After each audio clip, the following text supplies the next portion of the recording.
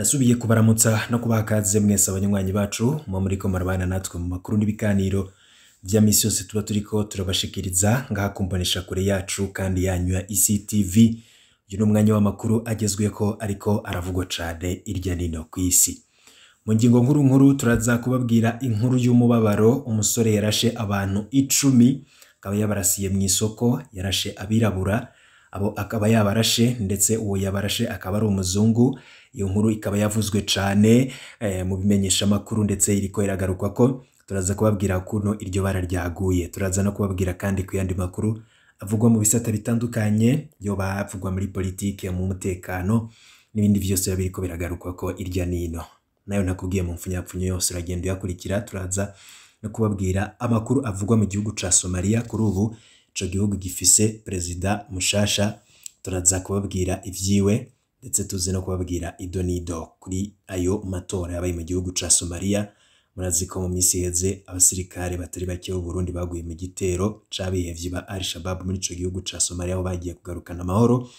Ico gihugu kikaba carabayemwo amatora, tekano wari wacungerewe cane. Turaza kubigaruka ko muri ano makuru twabiteguye n'ayandi makuru menshi cane yavugwa yo bayavugwa ngaha mu Burundi ndetse n'avuga irya nino kw'isi yose banayagutohoreje. Ico ukora conyene no gufyonda kuri subscribe canke sabone twashirako inkuru ukaba mu bambere bashikirwa nazo. Turazi ko mukunda amakuru n'ibiganiro mwene nk'ibi tuba turiko turabashikiriza abanywanyi bacu cane ko bari ngaha mu gihugu c'u Burundi. Mwese ndabakengurukira cane kuko ngene mudahengeshanya kutwereka urukundo, muduterera kumufyonda kuri subscribe ndetse musangiza na bagenzi banyu amakuru n'ibiganiro mwene nk'ibi tuba turiko turabashikiriza.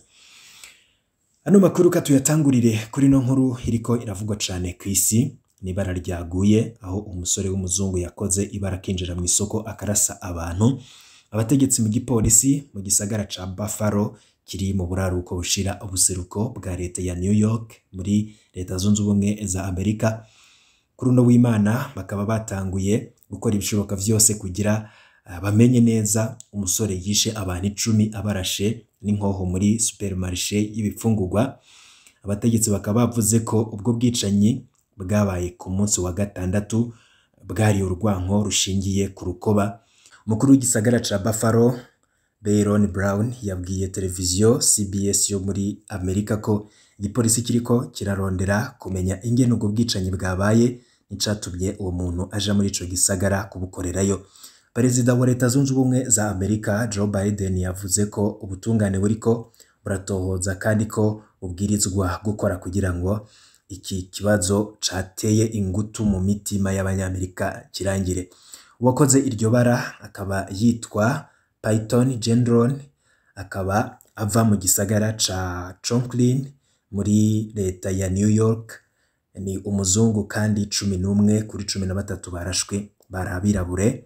Umukuru w'igisagara ca Buffalo Brown akaba yasavye Kongre ya Amerika gushiraho amategeko akomeye yo kugenzura inkoho mu gihugu.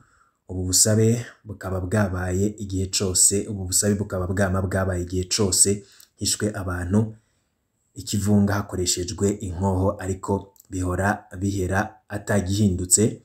Gutunga inkoho muri leta zunze ubumwe za Amerika bikaba birekuriwe n'ibwirizwa shingiro. Perezida Joe Biden akaba yatangaje ko azogendera Buffalo kugira ngo aremeshe ababuze. Ariko mu bindi bintu vyagiye biratangazwa kuri kino gitero, ivyo mushobora kuba mutamenye mu buryo bw'idonido, vyateje amarira cane mu birabure ndetse n'imiryango yaburiye ababo muri ico gitero, aho polisi ivuga ko uyo Peyton Gendron w'imyaka 18 yatwaye imodoka agenda ya kilometero zirenga amajana 320 kugira ngo agere aho yakoreye ico gitero. Ico gitero kikaba kirimwo gukorwa ko iperereza n'igikorwa c'urugomo rushingiye ku buhezanguni bw'irondabwoko. Meya w'umuji wa Buffalo Byron Brown akaba yavuze ko uwo yikekwa yahagaze ashaka guhitana ubuzima bwinshi bushoboka bw'abirabura. Uko byagenze, inyandiko y'amapaji 180 isa nkaho yanditswe na Gendron ikaba yagiye ahagaragara, aho yivuga ko ari umuhezanguni ugendera ku mahame yuko abazungu bafise agaciro gusumvya akabandi bantu. Harimo rero kwibazwa ukuntu yashoboye gukora ico gitero mu gihe hari haranagaragajwe impungenge kuri we, aho guverineri wa leta ya New York Kathy Hochul yabwiye igitangazamakuru ABC News ati ndashaka kumenya ivyo abantu bari bazi n'igihe babimenyeye. Nayo Joseph Gramaglia n'umukuru w'igipolisi i Buffalo akaba yabwiye abanyamakuru ko Kuwimana uyo Gendron yateje inkeke mu buryo bwo muri rusangi ubwo yari akiri mu ishuri ryisumbuye. Akaba yamaze umunsi umwe n'igice mu bitaro akorerwa isuzumwa ry'ubuzima bwo mu mutwe, ariko nyuma akaza kurekurwa. Bisa nkaho rero atakomeje gukurikiranirwa hafi n'abategetsi. Hagati aho uko kurasa kukaba kwatumye abahatuye bagwa mu kantu. Mu bantu 13 nk'uko nari nabikubwiye barashwe. Polisi ikaba yavuze ko 11 muri bo ari abirabura. Wagavye igitero yari yambaye nk'umusirikare, akaba yaratwaye imodoka ayigeza ahaparikwa imodoka ku iduka rinini rya Tops Friendly Market hafi isaha 8:30 z'ubuca. Ni ku isaha yaho nyene muri Amerika. Aca atangura gutangaza ico gitero kuri interinete mu gihe cariko kiraba. Na ujejwe umutekano akaba yararashe amasasu menshi yo gusubiza uwateye, ariko ikoti ridatoborwa n'amasasu uwo mugabo yari yambaye rikaba ryarahagaritse isasu rimwe ryamuhamije nk'uko polisi yabivuze. Nuko rero yica uwo ajejwe umutekano, yinjira muri iryo duka arasa abandi bantu benshi, arasa abandi bantu 13. Uyo Gendron akaba yatawe muri yompi nyuma y'ico gitero ahakana ivyagiriji vy'ubwicanyi. Ababibonye bakaba bavuze ukuntu vyari biteye ubwoba, bavuga ko ari bara ryaguye. Mu itangazo rya nyuma ryashizwe ahabona n'ibiro vya leta vy'umukuru w'igihugu White House, bikaba byatangaje ko Biden n'umutambukanyi wiwe Jill Biden kuri uno wa kabiri bazokorera uruzinduko i Buffalo bagahura n'abahatuye ndetse no kubaremesha. Bikaba vyibazwa ko ico gitero co kuwa gatandatu ariko kurasa abantu mu kivunga. Ivyo rero bikaba vyarabaye canke se bikunze kubaho kuva mu myaka yagiye itambuka. Buri mwaka muri Amerika impfu zigera ku bihumbi 40 zigirwamwo uruhara inkoho, umubare urimo no kwiyahura. Kurasa abantu rero mu kivunga bikaba navyo bikunze kubaho muri leta zunze ubumwe za Amerika. Iyo rero ni inkuru y'umubabaro yari yavuzwe cane nagira nkumenyesha. Tugaruke ku yandi makuru nari nabikubwiye dutangura ko nza no kukubwira ko muri Somalia batoye perezida mushasha. Kuri ubu ngubu perezida mushasha akaba yatowe, akaba yitwa Hassan Sheikh Mohamud. Akaba yarigeze kuba perezida wa Somalia, akaba yasubiye gutorwa mu matora akorwa gusa n'abagize inama nshingamateka. Akaba yatsinze perezida yahahora ariwe Mohamed Abdullahi Farmajo, yarari ku butegetsi kuva muri 2017. Iryo tora rikaba ryakozwe n'abantu 328 bagize inteko ya Somalia kubera impungenge z'umutekano zituma hataba amatora rusangi, ariko umwe muri bo akaba atatoye.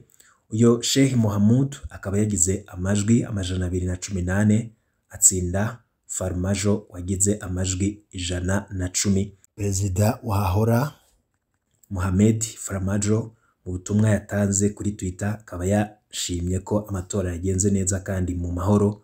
Farmajo akaba yashimye mugenzi we yatsinze, anasaba abanyagihugu ba Somalia kumushigikira no kumusengera ngo azororanirwe mu mabanga ajejwe kurongora igihugu. Ayo matora adasanzwe akaba agaragaza umutekano muke wa Somalia n'ikibazo ca demokarasi. Ibyavuyemo bikaba vyaranzwe no kugaruka kwa Sheikh Mohamud wabaye perezida wa Somalia hagati ya 2012 na 2017 mbere yuko atsindwa na Farmajo. Aya matora akaba yabaye ageze ku kiciro ca gatatu inyuma yuko atebejwe mu gihe c'amezi hafi 15 kubera guhangana kw'abategetsi n'ibibazo vy'umutekano. Ibyavuye mu matora bikaba bimaze gutangazwa rero Sheikh Mohamud akaba yaciye arahira, bituma abamushigikiye mu mugwa mukuru batangura ivyishimo birimwo no kurasa mu kirere. Akaba atorewe manda y'imyaka 4.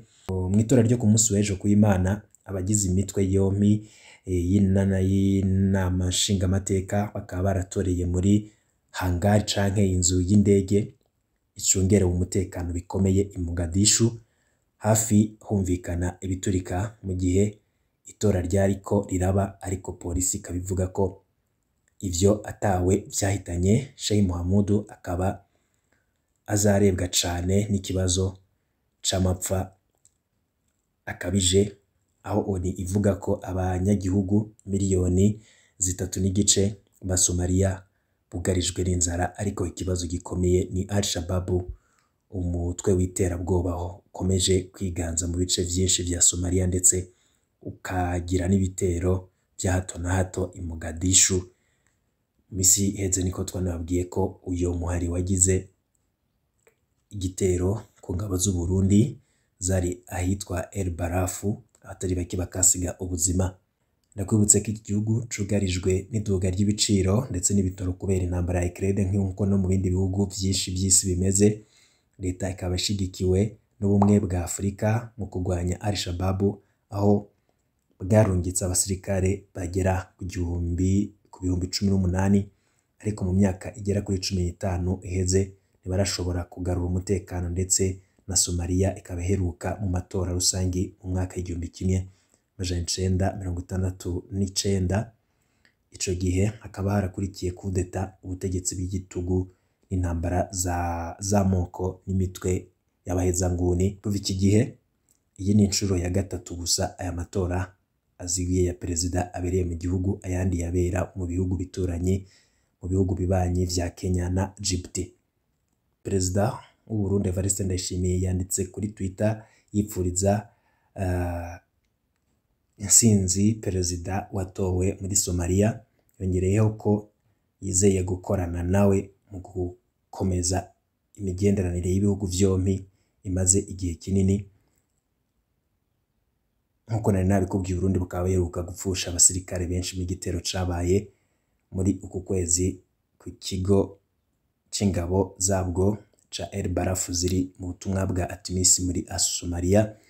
Kuri iki gitero kugeza mu mpera z'indwi iheze, umuvugizi wa ATMIS yabwiye abamenyesha makuru ko mu igenzura ry'amakuru aramvuye kuri ico gitero bizotangazwa birangiye hakiriko harakugwa amatohoza. Uburundi bukaba bufise ingabo za kabiri mu bwinshi mu zigize ATMIS yahoze yitwa Misomo inyuma igihugu ca Uganda.